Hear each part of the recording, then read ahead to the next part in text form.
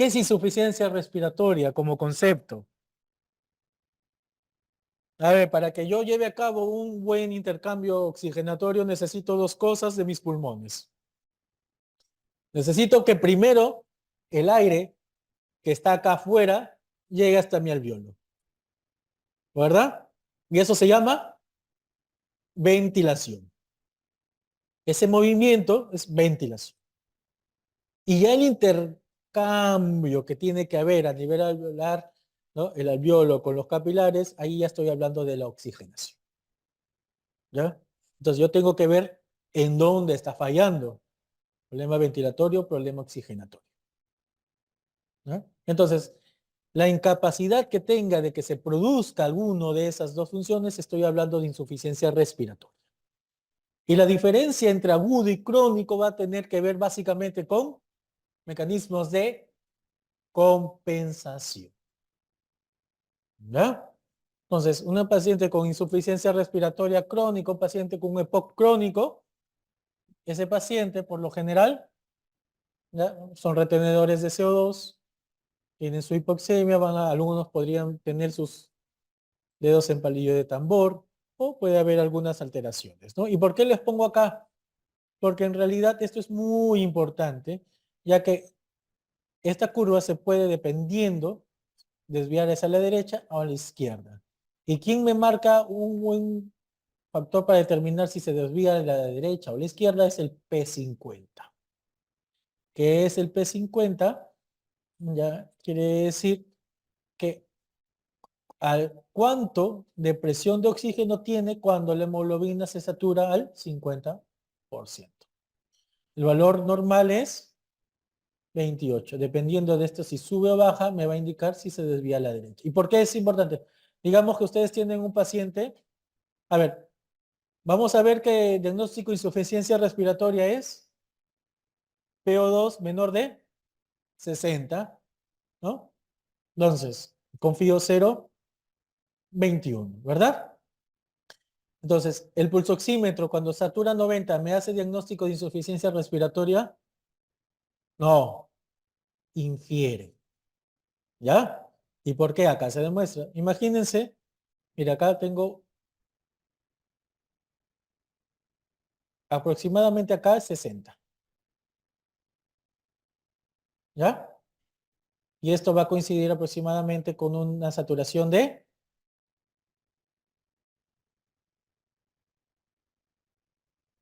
90. ¿Está bien? ¿Qué va a suceder si mi curva se va hacia la derecha?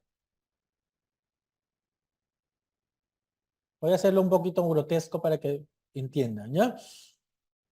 Mire, ahora 60, el PO2 de 60 va a coincidir con una saturación de,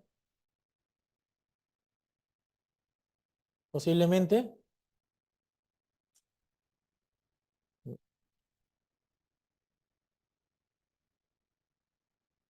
se borró, ¿no?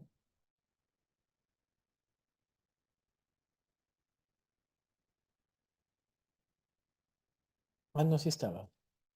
Entonces, PO2 60 ahora coincide con 85. Y si se va más a la derecha, va a coincidir ahora con 75. ¿Me entienden?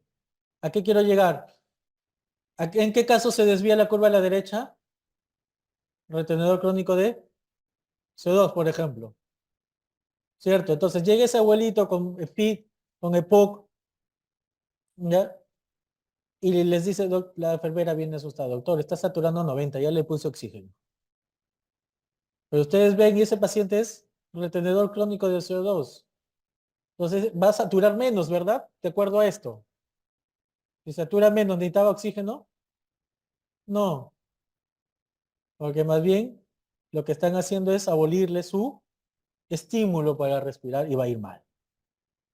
¿Está bien? Entonces, para eso es importante que entiendan cuándo la curva se va a la derecha o a la izquierda. ¿Qué sería más deleterio en un paciente crítico? ¿La acidosis o la alcalosis? Todos contestan en mancha acidosis porque saben de la triada de la muerte, pero es porque la triada de la muerte nos dice que ya está bien fregado el paciente. Yo estoy preguntando, ¿qué creen que sería más deleterio? La alcalosis puede ser más deleterio. ¿Por qué?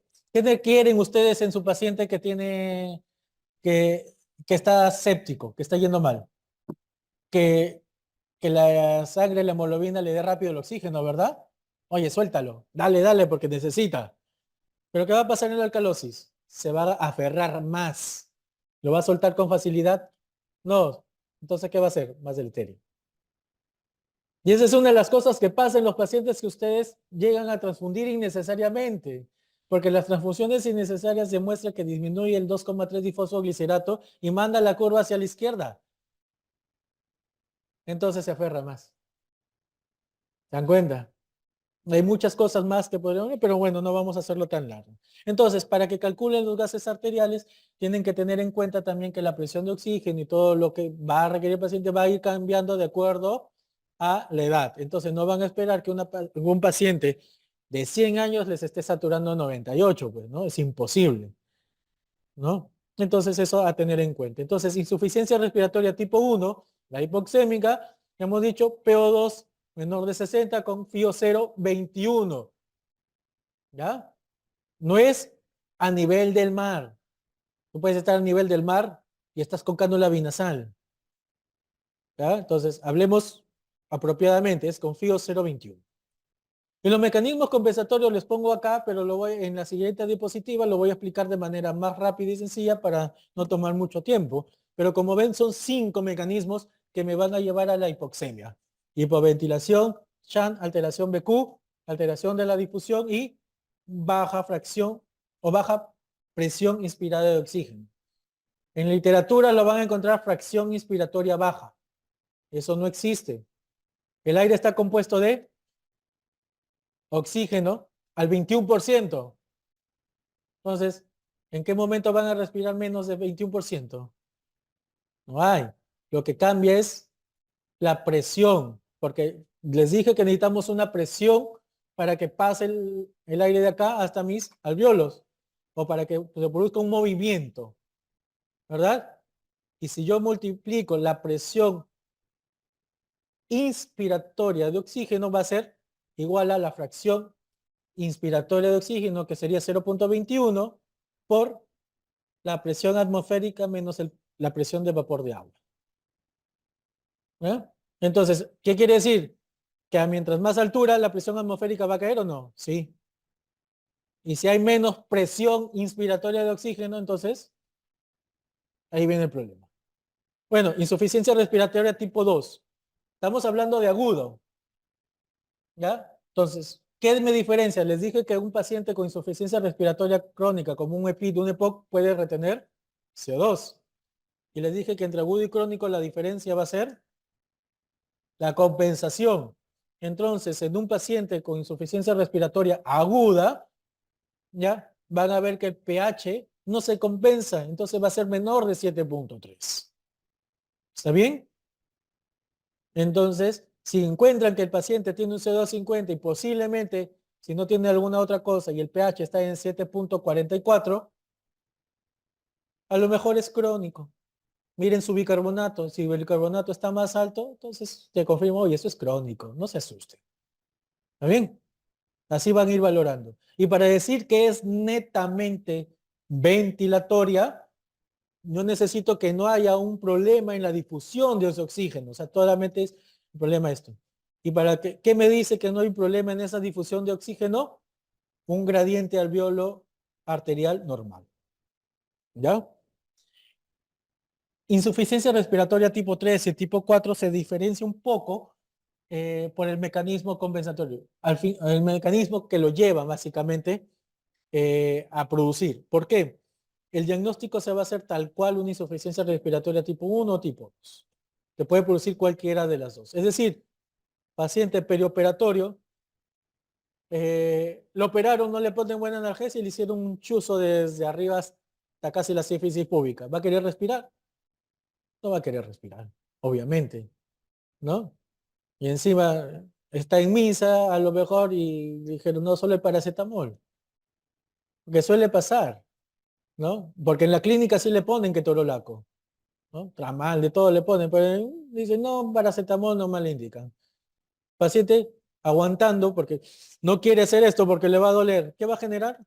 Microatelectasias. Comienza a telectasiarse sus alvéolos y lo lleva a insuficiencia respiratoria.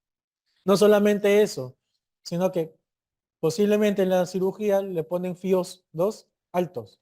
A ver, ¿el oxígeno es tóxico? Sí. O sea, desde que ya yo indico como tratamiento oxígeno, algo malo va a tener. ¿Está bien? Se ha demostrado que por encima de los fíos de 50% a partir de las 2 horas ya tengo radicales libres de oxígeno. ¿Está bien? Y los radicales libres de oxígeno son inflamatorios. Por eso es que si ustedes ven en la emergencia un pacientito que, oye, desde ayer, ya 2 días está con máscara de reservorio, y luego ven que la placa comienza a ponerse blanca, blanca, blanca. ¿Realmente se sobreinfectó o es la inflamación que le hemos causado con el oxígeno? Entonces, pregúntense, si ven un paciente así, pregúntense ustedes, oye, ¿este paciente va a ir en intubación o no? ¿Está bien? Y en la insuficiencia respiratoria tipo 4 es la relacionada al shock. Entonces, ya sabíamos que necesitamos una presión arterial adecuada de perfusión para que se transporte el oxígeno. Y si no hay eso, me va a llevar a... Y si tienen un paciente que está en este trabajo, que está chocado, pero está trabajando, estos músculos demandan también más flujo sanguíneo, entonces la sangre en lugar de irse a donde tiene que ir, ¿no? Va a seguir yéndose a los músculos accesorios y te produce más insuficiencia respiratoria. Entonces, muchas veces a estos pacientes, un shock severo, a veces solamente por eso es indicación de intubación, ¿ya? Entonces, cuando yo veo los diferentes mecanismos fisiopatológicos, la hipoventilación, si yo comienzo a hipoventilar, ¿qué va a ir generando? Retención de CO2, ¿verdad? Ahora imagínense esto como un compartimento, ¿ya? De presiones, porque es PO2 y PCO2, ¿cierto? De presiones. ¿Qué creen que va a suceder si esto aumenta, aumenta, aumenta y se llena hasta acá de PCO2? Acá, ¿este espacio va a disminuir o no? Y esto, como haber menos espacio, también te puede llevar a insuficiencia respiratoria, porque la presión oxígeno obviamente está siendo disminuida. ¿De acuerdo? Entonces, ¿qué va a suceder en cuanto a la difusión?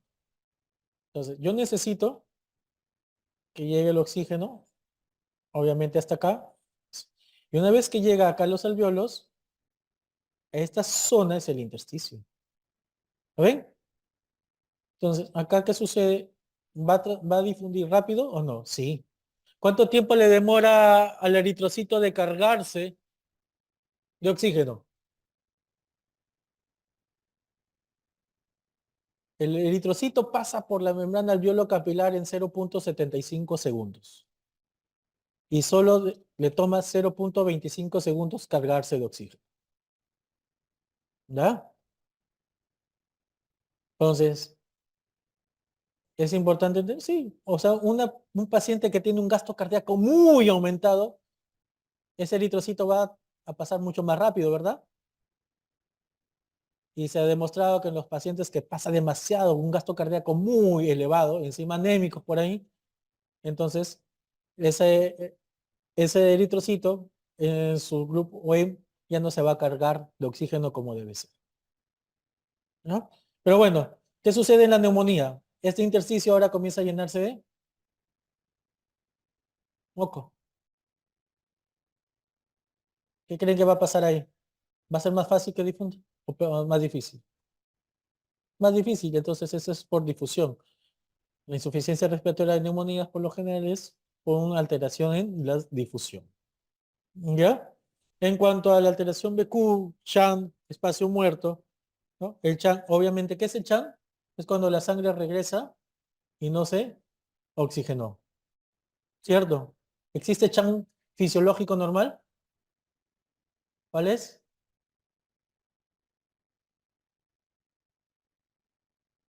Porque yo estoy diciendo, o sea, hay sangre que regresa a la circulación y no se oxigena. La sangre de las arterias bronquiales, la que irriga el pulmón, esa no pasa por la circulación en la que se oxigena, porque está irrigando el pulmón, y regresa, y eso se produce un chan que es menor del 5%. Pero entonces, a nivel de insuficiencia respiratoria, ¿ya? ¿Qué va a suceder? Se ocluye un alveolo, ¿no? ¿Qué ejemplo tenemos ahí, por ejemplo? Un moquito, un cuerpo extraño, una neumonía que llena de líquido ahí. Entonces, ya no entra el aire y por lo tanto la sangre va a pasar por el alveolo y nunca se oxigenó y aumenta el shunt. También es un mecanismo de insuficiencia respiratoria en neumonías. ¿Ya? Y el espacio muerto, ¿qué que se entiende por espacio muerto? Que es el espacio que se ventila sin que participe el intercambio gaseoso. Aproximadamente tenemos 2 mililitros por kilo de espacio muerto. ¿Ya? ¿Qué ejemplo tenemos?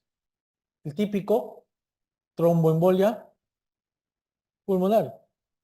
Si un trombo llega y se enclava acá, ¿no? La sangre ya no va a pasar. Entonces la sangre que tenía que oxigenarse con el vuelo nunca llegó. Entonces esto se ventila así, sigue ventilándose, se vuelve en espacio muerto. ¿De acuerdo? Y eso también es causa de insuficiencia respiratoria. Entonces, casos, ejemplo típico de insuficiencia respiratoria por espacio muerto, como embolia pulmonar, y de Chan es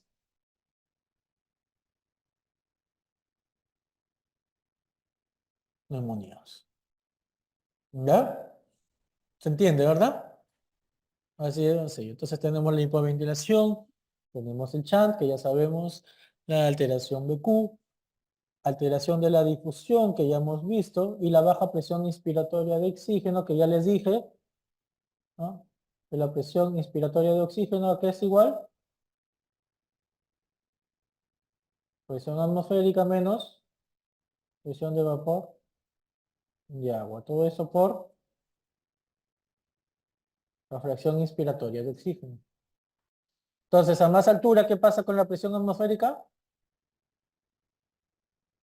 Disminuye, ¿verdad? Y si disminuye, entonces esto va a disminuir.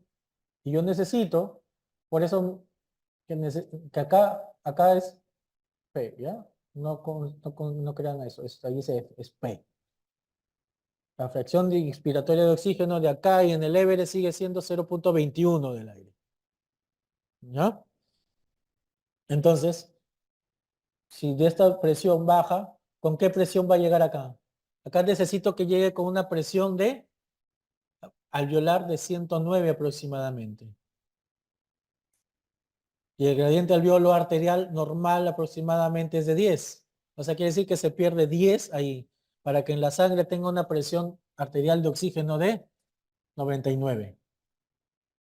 Pero si llega una presión me voy de acá a Ticlio, o si se han ido a la montaña de 7 colores, ¿no?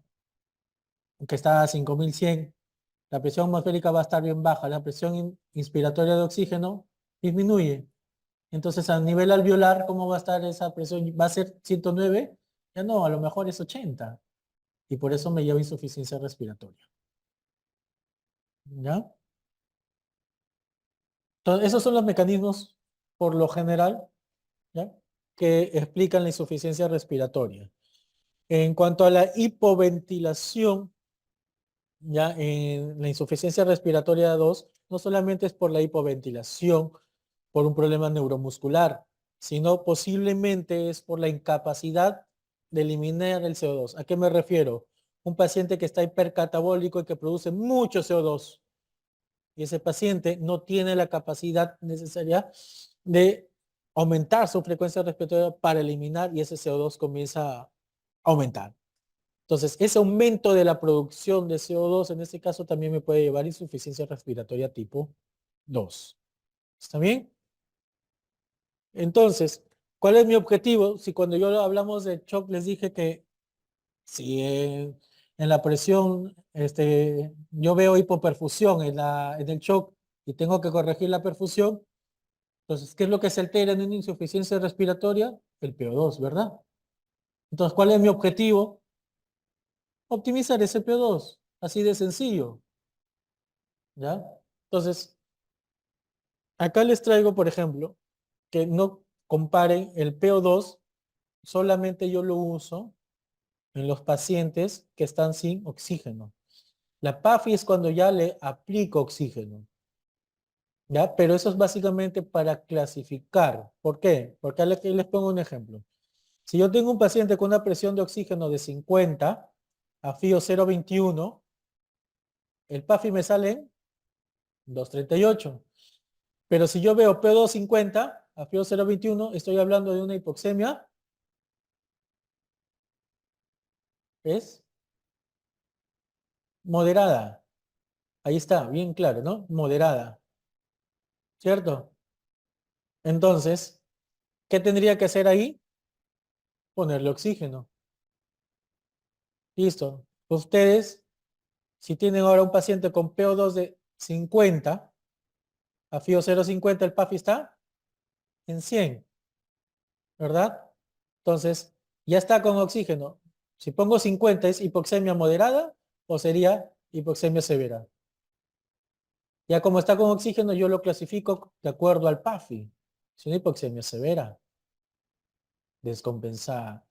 Pero miren acá, el PO2 está en 100, confío 0,50. ¿Cuánto me sale el PAFI? 200. ¿Es una hipoxemia está normal? ¿Es una euxemia? ¿Qué es? Moderada, ¿verdad? Estamos acá, pero compensada.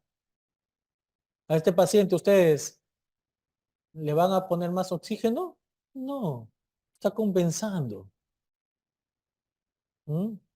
Ahora, si le sale PO2 150, ¿qué van a hacer? Le bajan, pues. Y así es como ustedes van viendo con sus controles gasométricos que ese paciente está requiriendo cada vez menos oxígeno. Pero ya tienen cómo van guiando. ¿Ya? Oye, también la gasometría está en PO2 200, bájale pues el oxígeno. ¿Ya? No es, oye, pero está en shock, ¿por qué le voy a bajar a cualquier? No, tu objetivo siempre sigue siendo PO2 de entre 80 y 100. No hay evidencia real de que llevando a una hiperoxemia mejore. Ya les he dicho que puede ser tóxico también. ¿Ya? Entonces, hay unos estudios un poco raros y no vamos a entrar en detalles, pero eh, ¿cómo se llama? Ustedes han visto que automáticamente a veces las licenciadas ven paciente en shock, ¿no? Y le ponen oxígeno, ¿no? Entonces es porque tratan de optimizar eso, que no es así necesariamente, ¿ya? Bueno, en cuanto a distrés, eso también se lo pongo porque, a ver, ¿qué es el ARS? ¿Han visto el ARS? Cuando a un intensivista tú le dices ARS o distrés respiratorio, ya uno se imagina todo un proceso eh, neumónico severo, ¿no? Entonces, pero a veces mandan interconsulta a paciente con distrés y es que está polimneico y para nosotros no es lo mismo, ¿no? Entonces, cuando yo determino qué es un distrés, vamos a entenderlo así rápidamente. Imagínense una esponja de lavar platos, esas amarillitas, y ese es mi pulmón. ¿Ya? Hicieron un fiestón, lavaron las ollas con grasa y no lo enjuagaron y lo dejan ahí. ¿Ya? Ahora está con grasa, está con líquidos, se comienza a secar algunas zonas, esa grasa y se pone duro. ¿Ya? Ese es un pulmón distresado. ¿Ya? Eso es lo que pasa en un ARS. Entonces, el ARS pasa por diferentes fases, ¿no? Las fases prácticamente de una neumonía. ¿Cuáles son las fases? Exudativa, ¿por más? Proliferativa y luego fibrótica. ¿Ya? Esas son las tres fases en las que va a pasar. Entonces, en un distrés es un síndrome, obviamente, ¿ya? En el cual va a llevar una insuficiencia respiratoria severa, va a ser un compromiso difuso en los pulmones, ¿no? Y que lo característico de este distrés es la presencia de membrana hialina. Y les digo porque también hay preguntas de examen en base a eso, ¿ya? Por eso es que antiguamente decían síndrome de distrés respiratorio del adulto, porque es parecido como del neonato, ¿no? Pero ¿por qué lo cambiaron y lo pusieron agudo? Porque ahora es síndrome de distrés respiratorio agudo. Porque en el neonato tú pones corticoides para aumentar el surfactante. En adultos no sirve. ¿Está bien? Entonces, ¿cómo catalogan ustedes al distrés? También van a tener en cuenta el PAFI. ¿Por qué les pongo esto? Porque en realidad hay muchas preguntas en base a esto. ¿Ya? Lo repiten y lo repiten. Yo no sé cuál es el afán porque incluyo algunas preguntas viejas. El distrés leve, ya, vamos a catalogar. Menos de 300, ya estoy hablando de, en un paciente con algunas características que lo vamos a ver luego, es un distrés. ¿Ya? Entonces, un distrés leve, por ejemplo, puede ser con PAFI de 200 a 300. ¿Ya? Ese 200 a 300 como distrés leve ya tendría una hipoxemia moderada. ¿Ya? Entonces, les pongo ahí porque no confundan cuando le hablan de hipoxemia leve, moderada, severa, a distrés leve, moderado, severo. ¿Ya? Entonces, el distrés se va a caracterizar de acuerdo al PAFI también. Y eso ven, ese es el pulmón del distrés. ¿Ya? ¿Ven? Es una hora loca en el pulmón en realidad. ¿Ya? Que luego se puede fibrosar, puede pasar. Entonces, no es nada nuevo, lo vemos desde hace mucho tiempo, ¿no? Entonces, el COVID, en la era del COVID, vimos cada vez más, ¿no? Este, pero con más predominancia de patrón intersticial, ¿no? Pero los infiltrados, como ven ahí, es un patrón alveolo intersticial. ¿Ya? Esa es la característica. Por lo general, patrón alveolo intersticial es una patología que se produce dentro de una semana. Estos son los criterios de Berlins que todavía siguen primando, ¿ya? Entonces, diagnóstico, los criterios de distrés sigue siendo en la primera semana con opacidades bilaterales que me sugieran un infiltrado alveolo intersticial y que no sea de origen cardiogénico. ¿Ya? Antes ponían ahí presión de Kuhn y algunas cosas, pero que sea demostrado que no sea de origen cardiogénico, porque un edema agudo pulmón me puede dar imágenes similares. ¿Está bien? Y como ven, el PAFI menor de 300 es moderada, para decir menos de 200 y severa para decir menos de 100. En los exámenes les preguntan mucho injuria pulmonar aguda. Esa clasificación ya no existe desde el 2013, ¿ya? 2012 en realidad. Ya no existe. Ya se dejó de lado, pero siguen preguntando.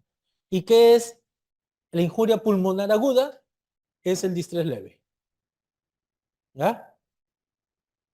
Entonces, así, cada vez que ustedes les digan por ahí injuria pulmonar aguda, acuérdense del distrés leve. O sea, PAFIs de entre 300 y 200. Antes se clasificaba así nomás. Injuria pulmonar, 300, 200, menos de 200, ARTS. De ahí salió 300, 200, 0. ¿Ya? Le pongo porque veo todavía bastantes preguntas en base a eso, así que tienen que conocerlo. ¿Ya? Y ya les expliqué entonces cuáles son las fases en la cual va a persistir, ¿no? Estos daños, ¿no?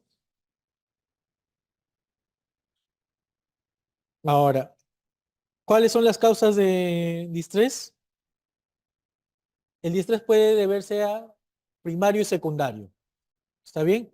Si es primario, es obviamente la injuria es a nivel pulmonar, ¿no? ¿Quién produce? Neumonía. ¿Ya? Y si es secundario es porque la injuria se ha producido en otro lado, cualquier cuadro séptico. Entonces las preguntas les vienen, ¿cuál es la principal causa de distrés en el paciente? La sepsis como tal. ¿Ya? O sea, si tienes una neumonía y te lleva a falla respiratoria, ¿es sepsis o no? Sí, pues, es sepsis. ¿No? Más la sepsis, entonces en total, la pregunta, la respuesta siempre va a ser sepsis, la principal causa de distrés los pacientes sepsis. ¿Ya? Ahora, de origen primario siempre va a ser también neumonías. ¿De acuerdo? Pero el distrés se puede presentar por muchas cosas, no solamente por cualquier cuadro sistémico. ¿Por qué? Porque a nivel de los capilares pulmonares que son tan delgados, todos los marcadores o los reactantes de fase aguda, bueno, no, reactantes de fase aguda no, los marcadores proinflamatorios, las citoquinas, se pueden quedar atrapadas, ¿no? Pueden extravasar a ese nivel y lo que va a producir es inflamación local y al final te lleva a un distrés. Por eso es que produce a distancia un distrés, ¿ya? ¿Qué otras causas tenemos? Por ejemplo, pacientes que hayan hecho hemorragias, ¿no? TECs, te puede producir distrés solamente por eso, ¿no? Eh, síndrome HELP, por ejemplo, puede producir distrés, ¿no? Entonces, a tenerlo en cuenta. Y en cuanto a las consideraciones de manejo, eh, en realidad cuando hablamos de un distrés hablamos prácticamente de ventilación mecánica. O sea, cuando ustedes ven que es un paciente que está con diagnóstico de distrés, ese paciente debería estar en la UCI, ¿ya? Como ven acá, en estas recomendaciones ponen que el distrés leve podría ir a ventilación no invasiva, ¿ya? Pero generalmente casi no los ponemos a ventilación no invasiva, por lo generalmente los entubamos casi de inicio, ¿ya? Para tratar de minimizar el problema inflamatorio, ¿ya? Porque el solo hecho de que un paciente esté ventilando y siga y haga un sobreesfuerzo genera una injuria autoinfligida por el paciente. Inflama más, obviamente, y puede empeorar este cuadro, ¿ya? Entonces, en ese contexto, nosotros vemos que es mejor muchas veces entubarlo, ¿ya?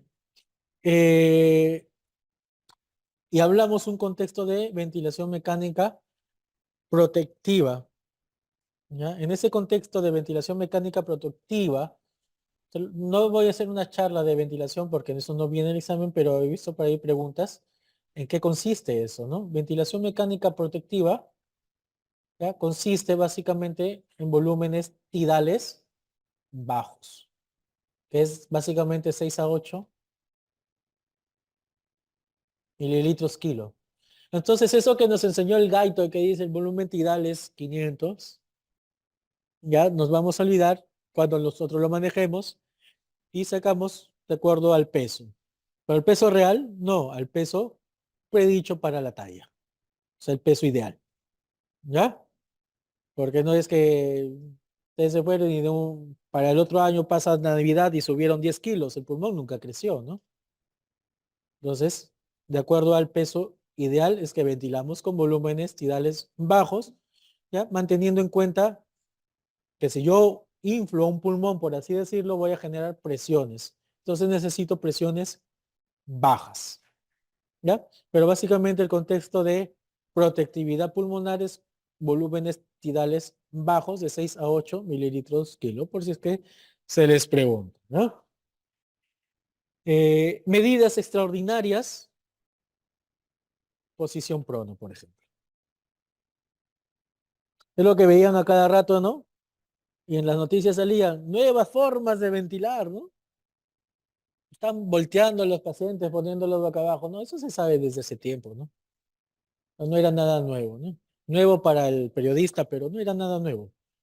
Entonces, ¿por qué? Porque mejora bastante, ya que le quito el peso del corazón a los pulmones y permito que puedan expandirse mejor. Y mejoro la relación ventilo-perfusión. Entonces, en realidad, sí ayuda bastante a la oxigenación, ¿ya? Pero son medidas de ventilación no convencionales, ¿de acuerdo? Entonces, bueno, primeras causas. Esto les traigo porque está descrito desde el 2023. No he visto preguntas, pero como nunca se sabe lo que vaya a venir, pues estos son unos nuevos criterios que en realidad no están siendo muy aceptados en realidad en todo el ámbito médico como tal, ¿no? Pero estos son los conceptos de Kigari, si no me equivoco, en la cual lanza nuevas definiciones de ARS. A ustedes les preguntan los que hemos hablado hace rato, de Berlín. Esos son los que vienen en todos los exámenes. ¿Ya? Pero están saliendo estos nuevos criterios que los traigo. ¿Por qué? Porque habla de que muchas veces el paciente no requiere intubación y puede ser con cánula nasal de alto flujo. ¿Y por qué? Porque miren, en los criterios de Berlín, acá dice PIP 5, que es lo que les preguntaba hace rato, ¿qué es el PIP? Es la presión al final de la expiración, presión positiva al final de la expiración. Y al poner PIP 5, significa de que el paciente está en ventilación mecánica. Entonces, teóricamente yo decía, o sea, la crítica que se hacía, oye, pero para aplicar esto, el paciente debería estar en ventilación mecánica. Y eh, a veces nosotros diagnosticamos ya distrés sin estar en ventilación mecánica. Y haciendo esa observación es que salen estos nuevos criterios, ¿no? Con el uso de cánula nasal de alto flujo. ¿Ya? Entonces, la cánula nasal de alto flujo es una herramienta bastante buena de fluidoterapia. Recuerden que nosotros tenemos, para dar oxigenoterapia, tengo alto flujo y bajo flujo. ¿Cuáles son de alto flujo? La cánula nasal, que ya lo estamos diciendo. ¿Qué otro? Máscara Venturi, ¿ya? Porque el sistema Venturi funciona en base al principio de Bernoulli, que genera que aumente el flujo, ¿ya?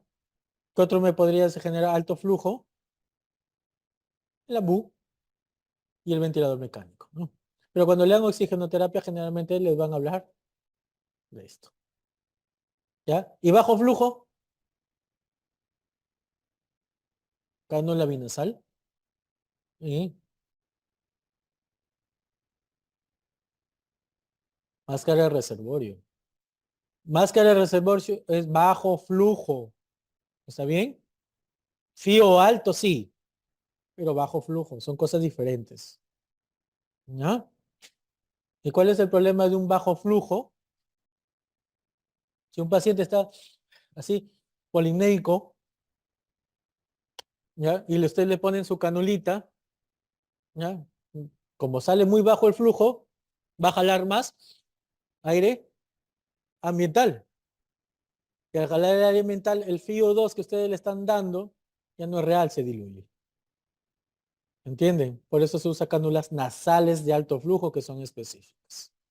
¿De acuerdo? Bueno, pero entonces para las nuevas definiciones global, como le digo, este es nuevo, no creo que les vayan a preguntar, se los pongo ahí de todas maneras de una leída, pero lo único que cambia básicamente es, de inicio es, que el paciente no, dos cosas le tienen en cuenta. Uno, que no requiere intubación, ese es el gran cambio, por eso es que puede usarse con cánulas nasales de alto flujo o ventilación no invasiva.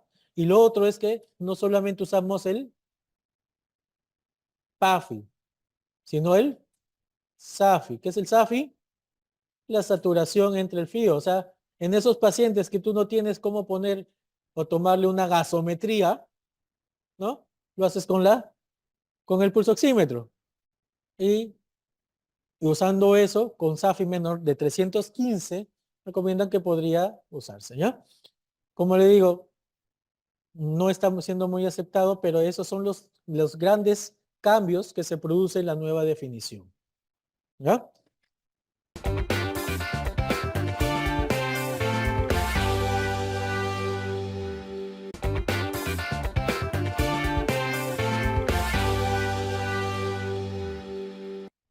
En cuanto a manejo de la vía aérea, a ver, ¿cuándo voy a entubar a un paciente? Ya hemos visto, ¿no? ¿Cuáles son las causas de insuficiencia respiratoria? ¿Ya? Incluso hemos dicho que lo pueden entubar hasta por shock, ¿de acuerdo? Entonces, dentro de las causas, obviamente, si mi problema es oxigenatorio severo y no lo puedo compensar y veo que estoy requiriendo mayor soporte, ¿ya? Obviamente voy a tener que intubarlo, ¿no? Entonces, si un paciente más bien, incluso ustedes ven un paciente que está saturando, se me ocurre el 98%, pero lo ven con un mal patrón ventilatorio a pesar de eso, tienen que intubarlo, ¿ya? Porque es como si estuviera corriendo una maratón. En cualquier momento claudica, ¿no? Se va a cansar, se va a agotar. Hay que entubarlo. ¿De acuerdo? Entonces hay algunas indicaciones precisas y acá estas son las indicaciones que normalmente más preguntan, ¿no? Entonces, si estoy haciendo un RCP avanzado, obviamente es con intubación, ¿no? RCP básico y avanzado se diferencia básicamente del manejo avanzado de vía aérea y del uso de drogas. ¿De acuerdo? Antes también, bueno, yo hacía la charla RCP, creo ahora lo hace cardiólogo, ¿no? Apnias es una de las preguntas más respuestas. Creo que hay preguntas en las cuales la respuesta es apnea también en el banco de preguntas. Obviamente, si el paciente está con apnias, ¿no? Tienes que tubarlo porque ya el patrón ventilatorio es malo y en cualquier momento esa apnea se va a volver en paro respiratorio. No esperen, pues, muchachos, ¿no? Obviamente, deterioro neurológico, ¿no? Glasgow bajos. Y no necesariamente esperen que el Glasgow esté menos de 7, ¿ya? Si el Glasgow hace 10 minutos estuvo en 14 y ahora lo ven en 12, pasa 5 minutos más, lo ven en 10 y así va bajando progresivamente, entúbenlo, pues. No van a decir, no, pero la literatura dice que menos de 8, ¿no? No, pues no se pasen, ¿ya? Obstrucciones de vía aéreas también, como le habíamos dicho, causas de insuficiencia respiratoria que ya las conocen. Y obviamente, pues, Glasgow bajo con traumatismo encefalocraniano bajo, ¿no? Entonces, en esos casos, muchas veces hay que hacer una secuencia de intubación rápida, ¿ya? Entonces, la secuencia de intubación rápida, en realidad lo usamos eh, más en las emergencias, ¿no? Porque cuando en anestesiología, pues va bonito el paciente, ¿no? No usan esto, pero en las emergencias sí usamos, ¿no? Y la idea es tratar de minimizar los tiempos en los cuales el paciente le generamos lo sometemos a unas hipoxemias prolongadas o ausencia de oxígeno, ¿no? Por eso es que tienen que ventilarlo de 3 a 5 minutos para tratar de que el paciente oxigene bien, o sea, saturemos bien al máximo ese oxígeno y nos tolere el proceso en el cual lo vamos a dejar de ventilar y de oxigenar y no nos caiga mucho la desaturación. ¿De acuerdo? Entonces, de 3 a 5 minutos oxígeno.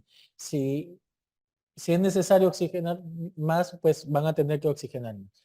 En la secuencia de intubación rápida generalmente usamos relajante muscular. ¿Ya? ¿Por qué? Porque hay que hacer que el paciente no se mueva para nada de una vez para que no nos pelee, no combata y poder entubarlo. Eh, Sin embargo, el relajante muscular se debe evitar en pacientes de intubación difícil. ¿De acuerdo? No usemos porque posiblemente no lo puedas entubar y el hecho que el paciente jale sea lo único que a lo mejor todavía te ayude a mantener. ¿De acuerdo? Y una cosa es no entubable o intubación difícil y otra cosa es no ventilable. Un obeso mórbido puede ser no ventilable, ¿ya? Tú le estás bolseando y no levanta por la misma obesidad, ¿ya? Son cosas diferentes. Entonces, en esos pacientes hay que posicionar, ya hemos dicho cuáles son las maniobras, alinean los ejes, sus 3 ejes los van a alinear, maniobra, frente van a bolsear. Obviamente en este paciente ya hemos dicho, si está en paro, la frecuencia que ya saben, si no está paro, ¿cómo? Con la frecuencia del paciente, ya para no pelear hasta que ya ustedes lo duerman y ya ustedes son los que van a dar el ritmo, ¿de acuerdo? Entonces, y procedemos a la intubación. Acuérdense que los sedantes le van a producir hipotensión, ¿ya? Especialmente el propofol. Entonces van a estar que monitorizar al 100%. El uso de fentanilo, te dirán ya, pero si yo estoy sedándolo, ¿por qué uso un analgésico, ¿no? Como el fentanilo, o sea, un opioide, para disminuir la incidencia de reacción vagal, ¿ya? Por dolor. Ya solamente por eso me puede llevar al paro, ¿de acuerdo? Entonces esa es la razón. Y como hemos dicho, bloqueo neuromuscular solo si yo sé si el paciente no es una ventilación o no es una intubación difícil. ¿De acuerdo? En los neurocríticos sí se recomienda usar relajante neuromuscular. ¿Por qué? Porque cuando tú entubas generas maniobra de Valsalva. Y eso te va a aumentar la presión intracraneal. ¿Ya? Entonces, neurocríticos por lo generalmente sí usamos relajantes. Bueno, pero entonces yo estoy hablando cuando es una intubación difícil, cuando no. Y ahí hay un resumen, ¿no? Hay un resumen. De manera muy sencilla se van a acordar la regla 3-3-2. ¿La saben? 3 traveses de dedos de apertura bucal. ¿Ya? Entonces, 3 traveses de dedo de la distancia mentón yoidea, el hueso yoides. Y 2 traveses de dedo de la base, ¿ya? O del piso de la boca hacia el cartílago tiroides. ¿Está bien? Eso es como mínimo que debe medir. Si ven que es menos de 3, 2, son predictores de intubación difícil. ¿Está bien? Y esa es una manera más sencilla, pero acá se les pone varios datos, ¿no? Como distancia tiromentoniana, ¿no? Menor de 6, obviamente es una intubación difícil. Apertura vocal, como ven, menor de 3 centímetros, por eso le estoy dando la regla de los 3 dedos, ¿no? 3 dedos, menor de eso, es una intubación probablemente difícil. ¿De acuerdo? Extensión del cuello, la hiperextensión. Hay abuelitos que lo vamos a intubar y no hiperextienden porque están anquilosados. Y no exageren porque ya se han reportado casos de fractura de columna cervical, ¿ah? Entonces, de verdad, ¿no? Se quedan con la cabeza. El test del, del labio superior. Se muerden el labio superior. Si pueden moverlo todo, morderlo todo, ¿ya? Es que es sencillo. O pueden morder hasta la mitad, ¿ya? Un poquito más complicado. Ahora, si no pueden, hay pacientes que tienen algún problema en su arcada dentaria y no pueden morder el labio superior, esos pacientes pues obviamente son intubación. ¿Ya? Está descrito, se lo pongo ahí. Pero las que más preguntas son Malampati y Cormac-Lehane. ¿Cuál es la principal diferencia entre Malampati y Cormac-Lehane? Que Malampati se hace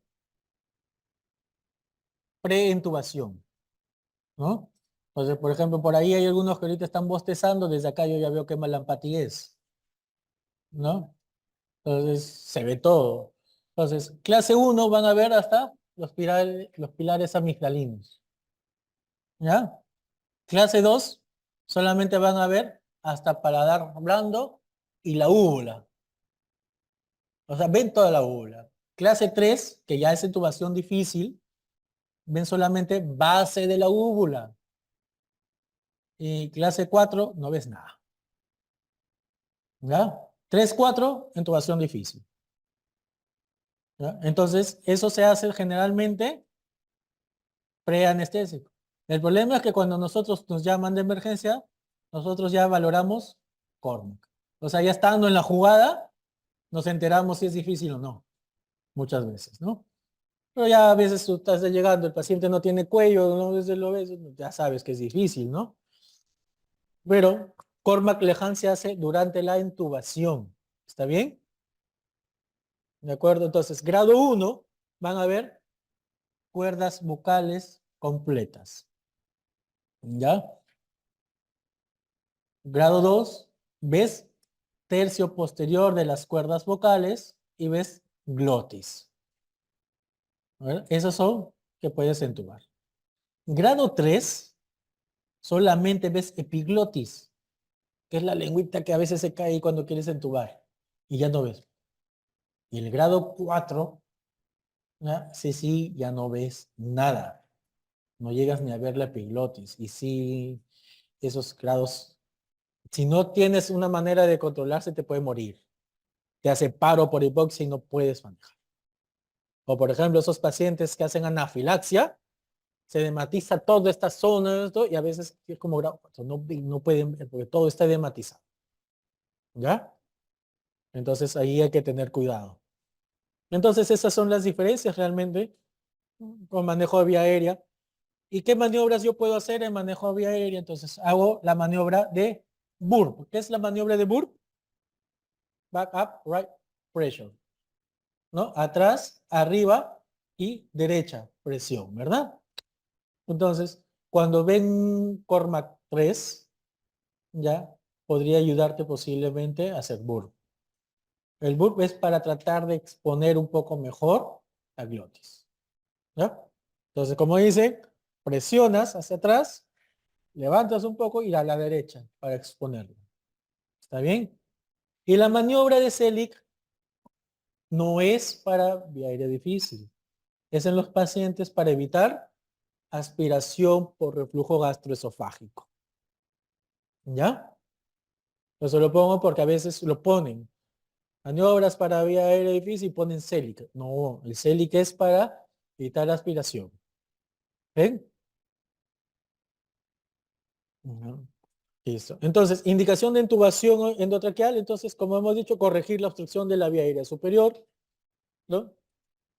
Problemas de mecánica respiratoria, intercambio gaseoso, obviamente, o sea, todas las causas de falla respiratoria, oxigenatoria o ventilatoria.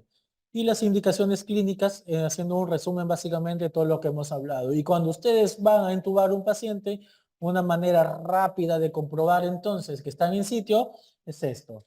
Número uno, a nivel gástrico, porque pones el estetoscopio, oye, suena acá, sácalo. ¿Ya para qué te vas a ir a los pulmones? Sácalo. ¿Está bien? Entonces, por eso les pongo así. Número uno, en el gástrico. Dos, en mi tórax izquierdo. Y tres, en mi tórax derecho. ¿Y por qué? Porque el tubo se puede ir hacia el hemitórax derecho. Entonces, si tú no lo escuchas acá, posiblemente significa que el tubo está muy metido. ¿Qué haces? Vas retirándolo, pero vas auscultando. ¿Ya? Ya, ahí déjalo en cuanto queda y listo. ¿Qué complicaciones se puede dar durante la intubación? Todo lo que ven ahí. La más frecuente es la hipotensión por el tema de los sedantes, ¿ya? Pero puede llegar a parada cardiorrespiratoria. ¿Está bien?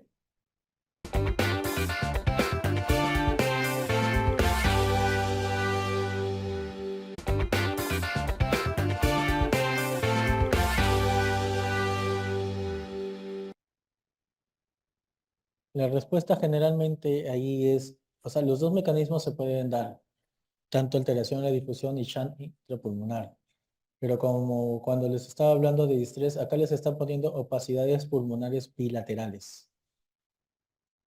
Y en opacidades pulmonares bilaterales, o sea, lo que quiere decirte acá en realidad es que está dándote a entender sobre un distrés respiratorio, un ARS. Y el mecanismo que predomina en ARS, ¿no? Más que la difusión es el shunt intrapulmonar. O sea, hay los dos, pero el que predomina es el shunt intrapulmonar. Por eso les ponía el ejemplo, ¿no? Cuando les hablaba espacio muerto, TEP, y shunt, neumonías. Pero son neumonías severas, es decir, distrés. En esos casos predomina el shunt intrapulmonar. En realidad es por eso. Buenas noches. ¿Quiere decir que para choque hemorrágico no se utiliza? No, nadie ha dicho que no se utiliza vasopresores. Sí se usan. ¿Cuál habíamos dicho en choque hemorrágico de elección? Norepinefrina. Ahí los he puesto, ¿no? Entonces sí se usa. O tu primera acción siempre va a ser pasar volumen, ¿no?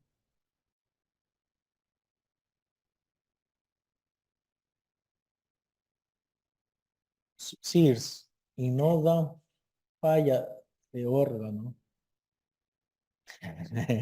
Bien rebuscado sus preguntas.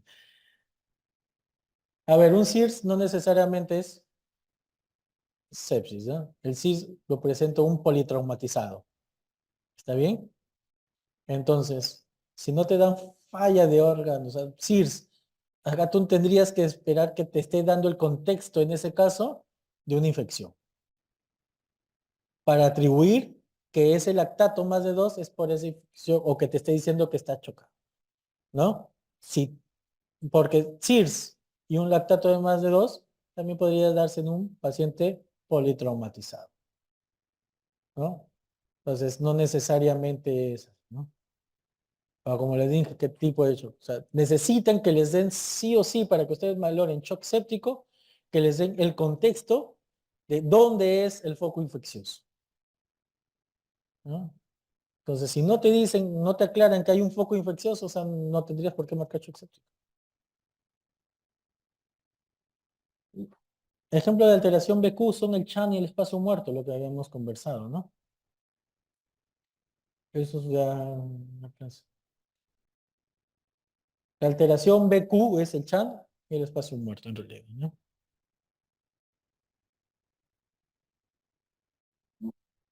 Con el SAFI podemos definir insuficiencia respiratoria. Eso, como les mencionaba, está dentro de los nuevos criterios para definición de ARS, no para insuficiencia respiratoria. Sigue siendo determinante en realidad para el diagnóstico actual de insuficiencia respiratoria, el AGA. ¿Ya? El AGA te va a dar el diagnóstico de insuficiencia respiratoria, la severidad de la insuficiencia respiratoria. Entonces, es decir, con PO2. El SAFI, como les digo, lo proponen algunos colegas en ese nuevo criterio, pero como para, en una relación de que tú tienes algunos otros factores, no solamente el SAFI, sino que también tienes imágenes radiológicas, tienes el contexto de que está con algún otro soporte respiratorio, con varias cosas, es que podrías usarlo como un adicional. Pero de por sí solo el SAFI no te sirve para insuficiencia respiratoria. Chis. Saludos, Cris.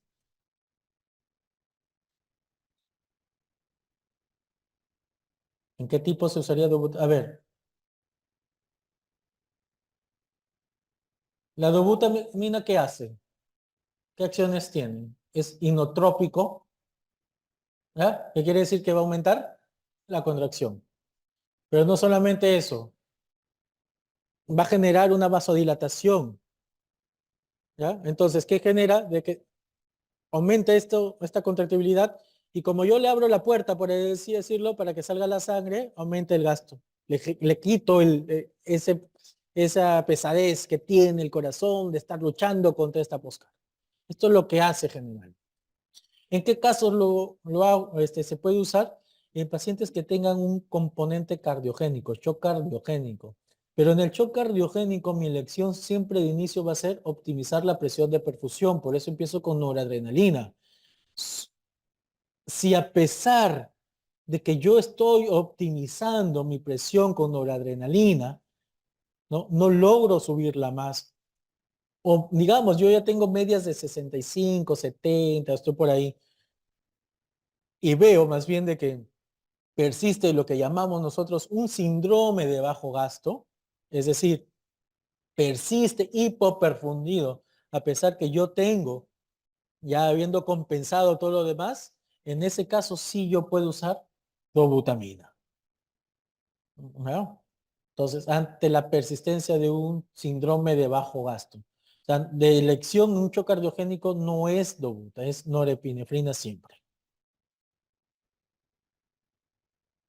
Son 4 grados. El índice de shock son 4 grados, pero por encima y a partir del grado 3, en realidad ya la mortalidad se dispara, ¿no? En niños no es igual que en adultos. En niños, por lo general, creo que tienen talleres con pediatría, me parece, ¿no? Pero bueno, en niños generalmente la literatura te dice 10 mililitros kilo, ¿ya? O máximo 20 mililitros kilo. Pero en cuanto a la elección del cristaloide y cristaloides balanceados, es lo mismo. Pero ahí sí la literatura actual, más bien lo que cambiaría un poco son los vasoactivos en niños, ¿no? En adultos de elección noradrenalina, en niños todavía siguen poniendo de elección la epinefrina.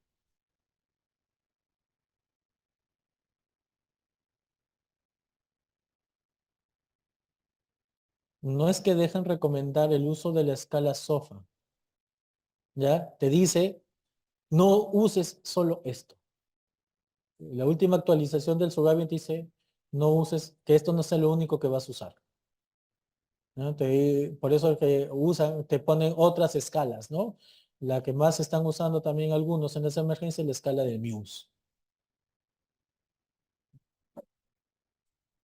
Alteración de la difusión, un edema agudo de pulmón. Fácil. El intersticio se llena y no está pasando el líquido, ¿no? Oh, su madre, hasta bien.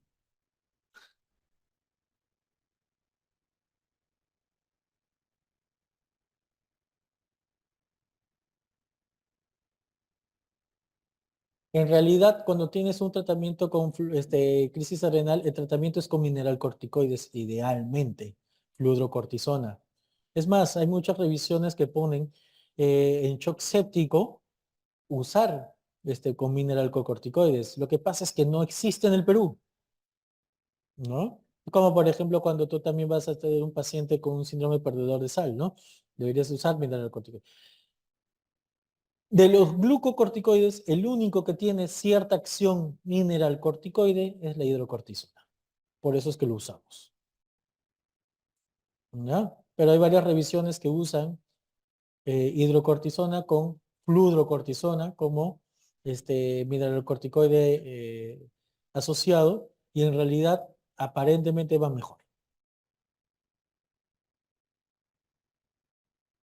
Vasoactivo, ya vemos, noradrenalina sigue siendo de elección en shock séptico. Noradrenalina sigue siendo de elección en shock cardiogénico. Apache. En realidad puedes usar las dos. Puedes usar las dos. Pero generalmente cuando... mm, Depende en realidad de cuáles están estipuladas, ¿no? SOFA o Apache. O sea, ¿cuál es mejor como tal?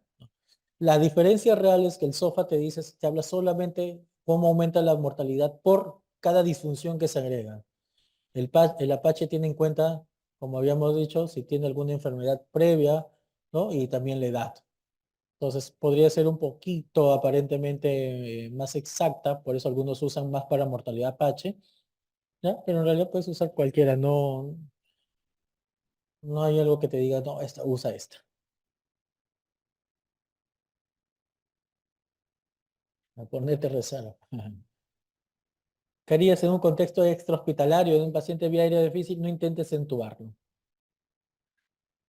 sea, si tu paciente lo puedes ventilar y sabes que es una vía aérea difícil, ¿ya? Trata de mantenerlo ventilando hasta que llegues al hospital, ¿no? Alinea tus ejes, hiperextiende, ve que no tenga nada y que lo puedas ventilar. Ponle una cánula de Guedel, conocida como tubo de Mayo, y ventílalo bien.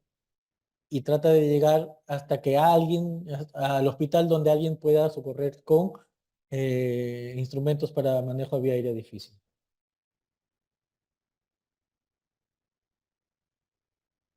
Sí, espacio muerto es una de las alteraciones BQ.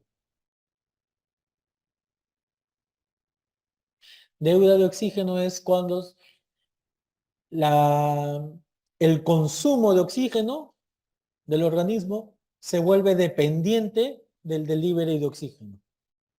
A eso me refiero con deuda de oxígeno.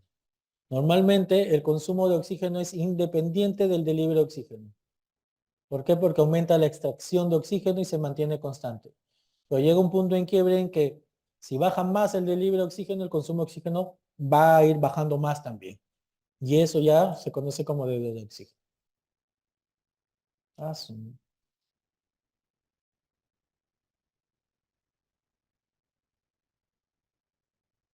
Dispositivos de ventilación, no, dispositivo de ventilación no es ventilación mecánica no invasiva. ¿Cuáles tenemos? Tenemos la máscara, este, ¿cómo se llama? Oronasal, tenemos el Total Face, son interfaces, tenemos lo que se conoce el helmet, que es como un casco, ¿no? Pero eso es parte de ventilación no invasiva, o sea, lo conecto igual al ventilador, solo que no lo entubo al paciente, le pongo otra interfase como máscara para que le ayude.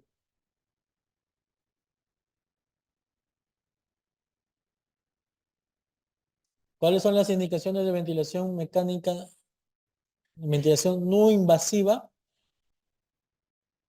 Es que eso va a depender del contexto del paciente, ¿no? Si es un distrés severo no vas a tenerlo, ¿no? Por ejemplo, una indicación común de ventilación no invasiva, pacientes posoperatorios, ¿no? En el posoperatorios algunos recomiendan ventilación no invasiva, sobre todo en los pacientes obesos. Pacientes con EPOC a veces que no, o fibrosis, se sugiere a veces llegar hasta ventilación no invasiva y no entubarlos, ¿no?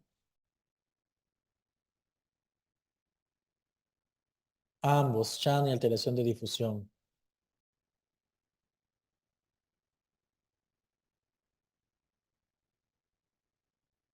A ver, no, no es que le vas a pasar los 30 cc por kilo en la fluidoterapia. Le vas a pasar hasta, lo correcto es hasta 30 cc kilo. ¿Ah? ¿Cómo? En bolos. No es que le vas a pasar los, por eso les ponía el ejemplo. Si pesa 60 kilos por 30 son 1800. No le vas a pasar los 1800. Tienes que ir poniéndole, por ejemplo, les pones, se me ocurre, primero 500 cc y 600 cc y vas valorando. Todavía no mejora, le puedes poner otro bolo. Mejoró, te aguantas ahí y ya pasas a la siguiente fase de optimización y usas otras variables. No necesitas ponerle todo y lo indicado actualmente es que vas poniendo en bonos.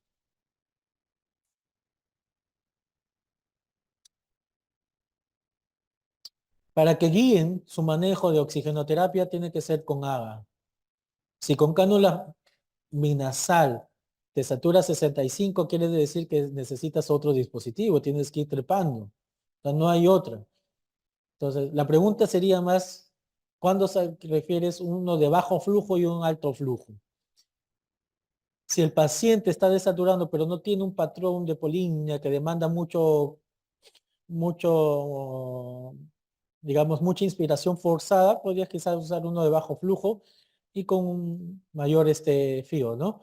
Pero, por ejemplo, si el paciente te jala demasiado, demanda mucho flujo, por eso, ¿no? Se inspira muy marcadamente, posiblemente requiera un dispositivo de alto flujo. En este caso, la máscara Venturis de alto flujo, ¿no? Otros pacientes que pueden beneficiarse de dispositivos de alto flujo sin requerir tanto frío, por ejemplo, son los pacientes con fibrosis, los pacientes asmáticos, por ejemplo, también, ¿no? Ya lo hemos explicado, dobutamina en hecho cardiogénico es cuando tienes todavía persistencia de un síndrome de bajo gasto. Es decir, a pesar que has optimizado todo con noradrenalina, tu paciente sigue hipoperfundido.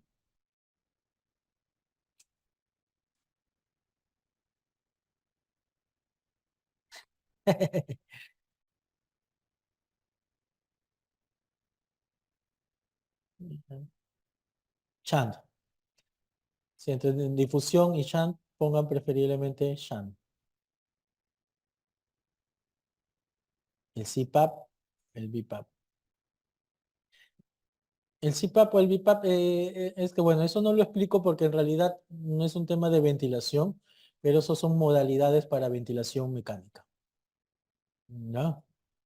El CPAP es presión continua de la vía aérea, ¿ya? Y el BiPAP en realidad es conocido más como B-level, te genera dos presiones, ¿no? Entonces ahí es entrar en tallar en temas de ventilación mecánica.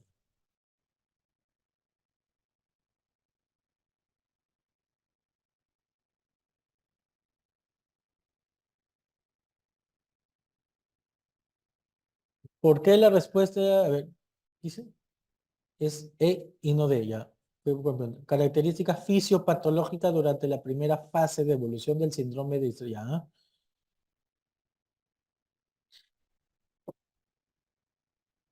Ya, a ver, presencia de exudado rico de proteínas hay, sí, en la fase exudativa.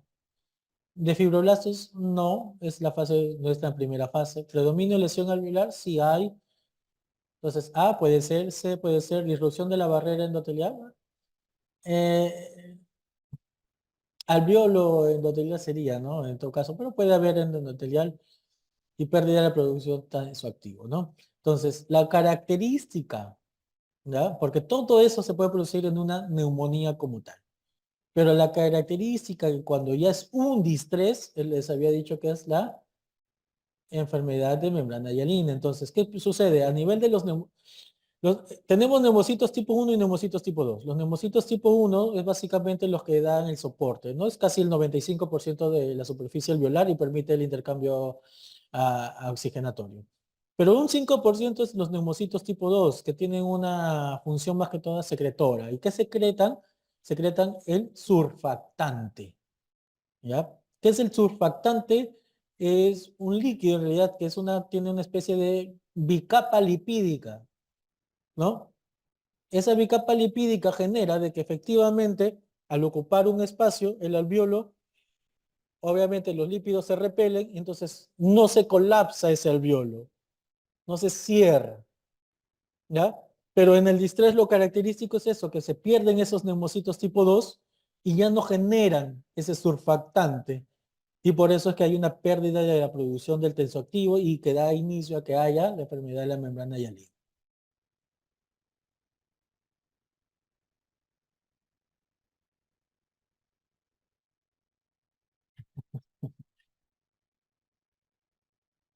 60 años, hipertenso, obeso, dislipidémico. Realiza viaje por vía terrestre de 12 horas a llegar, destino, ah, síncope, funciones vitales inestables, ¿no?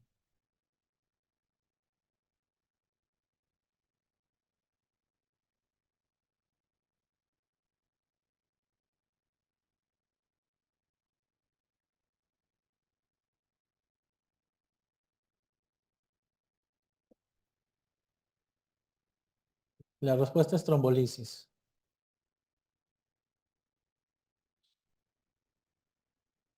Ya les he dicho, shock obstructivo, ¿no? Si es un TEP con shock, es trombolisis, ¿no? Si realmente te han puesto con shock, la respuesta es trombolisis.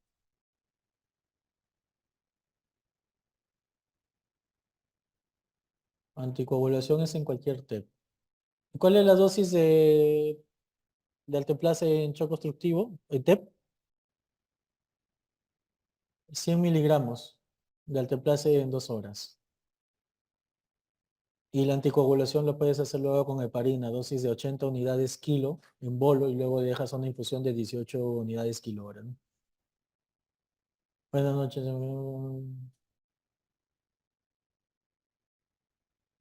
Bueno, esto me vas a disculpar, pero esto ya lo hemos en la clase. O sea, choque hipovolémico, el principal mecanismo es que disminuye la precarga y en el cardiogénico la contractibilidad. Eso lo hemos hablado en el inicio. ¿Ha estado complicado entender esa parte? No, ¿no? Bueno. ¿Por qué no se usa? Sí se puede usar, pero no es de elección, ¿ya? No es de elección. La adrenalina te produce mucha taquicardia también, ¿ya? Entonces, de elección sigue siendo no la adrenalina. Es más por los efectos adversos que puede tener la adrenalina. Pero si tú tienes un paciente con noradrenalina, vasopresina y sigues, tú tienes que usar adrenalina, no es que no se usa. Estamos hablando cuáles son de elección.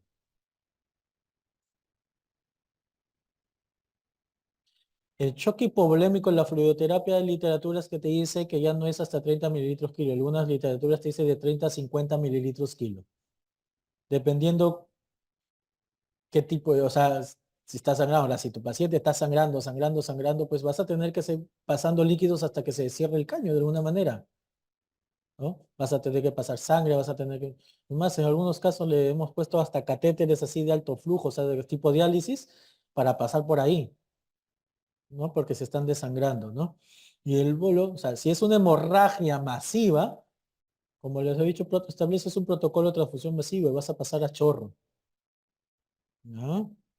Entonces, la misma es tanto en adultos y niños. Mantenimiento, fluidoterapia de mantenimiento es diferente, ¿ya?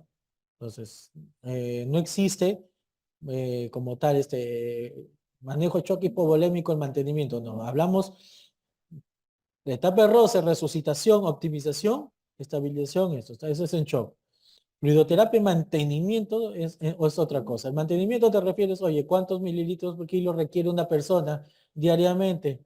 Su consumo habitual son 30 mililitros kilo habitual y eso tienes que sacar con todo. O sea, eso es otra cosa. El mantenimiento son requerimientos basales. No tiene nada que ver con manejo de shock, ¿no? No. Es ideal intubar un paciente con EPOC. No es lo ideal. No sé si la pregunta es así, no, no es ideal. ¿Se puede entubar? Podrías entubarlo, ¿no? Va a depender de la severidad, ¿no? Pero idealmente trata de darle otro soporte inicialmente.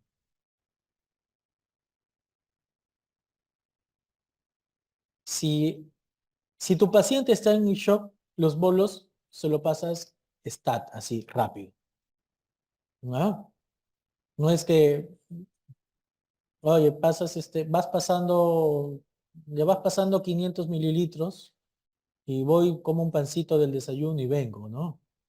O sea, no, le vas pasando a chorro. Si está en shock tu paciente, ¿ya? Y tu manejo es resucitación con fluidos, pues reanimación inicial, se pasa a chorro, ¿ya? Y vas evaluando. Y en ese caso estás al lado de tu paciente viendo si hay respuesta o no hay respuesta, ¿no? Entonces, los que tú pasas así lentos, en media hora, te ponen algunos en una hora, son solamente cuando ya estás en fases de optimización, ¿ya? Ahí puedes pasar lentos, así con un poco más de tiempo. ¿Qué se refiere con transfusiones? La hemoglobina tiene que mantenerse entre 7 y 9.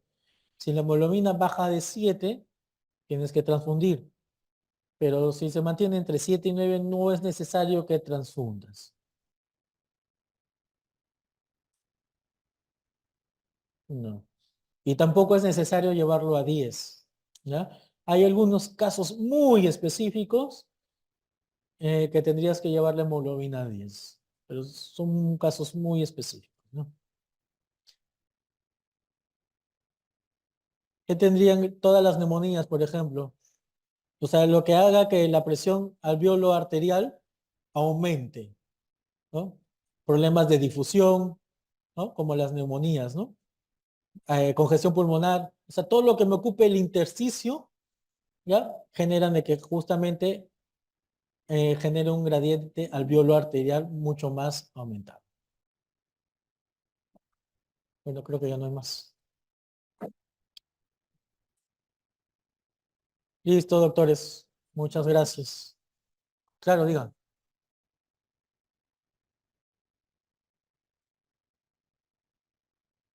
Sí.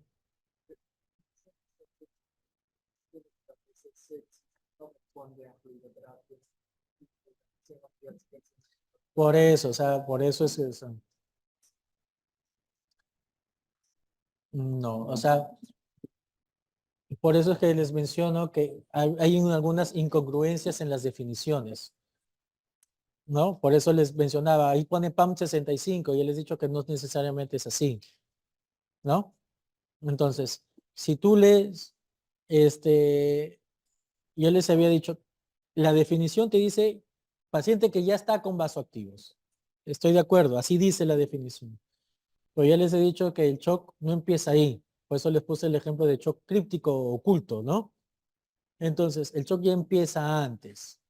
Entonces, ¿te va a llevar a usar vasoactivos? Lo más probable es que sí, ¿ya? O tu paciente ya está chocado. O sea, el uso de vasoactivos no te da el diagnóstico de shock. Tú puedes hacer el diagnóstico previamente, ¿ya? Entonces, pero sí, tu manejo inicial, ¿ya? De acuerdo al surviving, que es lo que les pregunta, siempre todo manejo de shock es volumen. ¿Qué es lo que te hace a ti pasar volumen? Es que tengas la evidencia, ¿ya? De que tu paciente está hipoperfundido. ¿Está bien? Entonces, por ejemplo, a cualquiera de ustedes, ¿ya? por así decirlo, yo le hago maniobras que nosotros conocemos como respuesta a fluidos, ¿ya? Y de lo que están acá sentados escuchando esto, la mayoría de ustedes va a salir que responden a fluidoterapia. O sea que si yo le paso volumen, su gasto cardíaco de ustedes va a aumentar, va a mejorar. La pregunta es, ¿le vas a pasar? No, ¿verdad? ¿Por qué? Porque no están chocados. No necesitas. Entonces, ¿qué es lo que te hace a ti tener que pasar volumen? Ya que tengas evidencia de que el paciente está chocado. Si no, no lo pasarías, ¿cierto? Por eso es que la medida inicial siempre es fluidoterapia. ¿Entiendes? ¿No? ¿O te confundí más? Y otra más, respecto a pacientes con COVID, por el CPAP. ¿Qué entiendes por CPAP y BiPAP?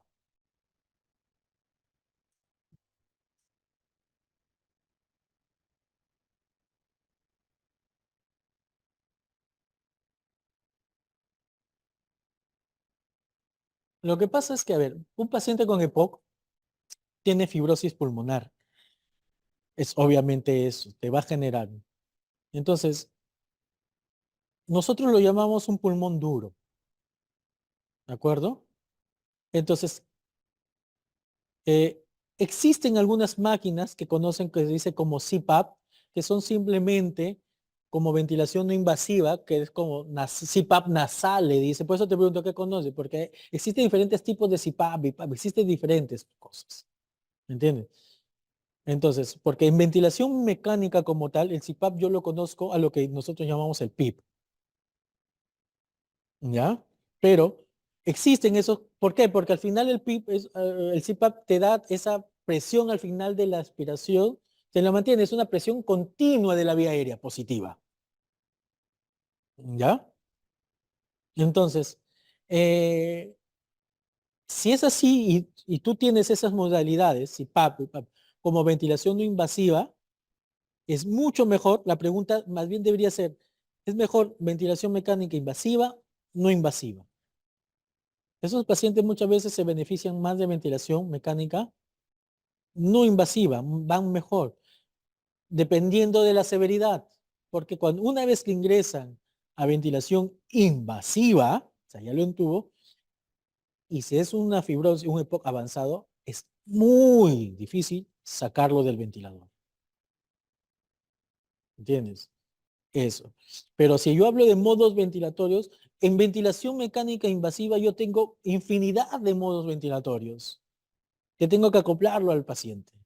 En ventilación no invasiva también tengo varios, ¿no? Entonces, el CPAP como tal, el CPAP significa simplemente presión positiva al final de la expiración, ¿ya? Entonces, tú tienes que evaluar, ¿requiere de esa presión? ¿Qué requiere tu paciente? En realidad, requeriría ventilación no invasiva, ¿ya? Entonces, ¿por qué? Porque en esos pacientes demandan flujo, requieren flujo alto, ¿ya? Entonces, por ejemplo, los roncadores, ¿ya? Los que le hacen terapia de sueño les ponen CPAP, los obesos les ponen CPAP, ¿ya? Y eso es por un tema ya de ellos que tienden a colapsar sus vías aéreas prontamente por la obesidad. Entonces le ponen CPAP para mantener abierta esa vía aérea de cierto modo, ¿ya? Y no colapsen y no hagan tanta amniación. ¿Te das cuenta? Por eso. Entonces la pregunta me parece más orientada sería, eh, ¿qué sería mejor? ¿Ventilación mecánica invasiva o no invasiva? Y mi respuesta en realidad sería, va a depender de tu tipo de paciente. Porque no hay una respuesta real. A los EPOC ponle esto. ¿Mm? No lo sé. Si tú tienes una fibrosis pulmonar incipiente, ¿por qué no lo va a entubar? Si lo entubo. O si es avanzado, ese paciente no debería entrar. Ya no sale. ¿Me entiendes? Entonces, no hay una respuesta real. Se beneficiarían posiblemente más, como digo, de ventilación no invasiva. ¿Ya? Entonces, el tanto invasiva y no invasiva, ¿ya? Manejamos CPAP, sino que la diferencia. En la no invasiva tú tienes CPAP puro. ¿Me entiendes? Pues darle CPAP puro. Y en la, no en la invasiva, ¿ya? El CPAP lo conozco como PIP, pero también si yo le quito algún soporte, también le podría dar puro, pero generalmente no lo usamos, ¿no? Generalmente estos pacientes ya los extubamos y lo pasamos a no invasiva. ¿No? Listo. Gracias, doctores.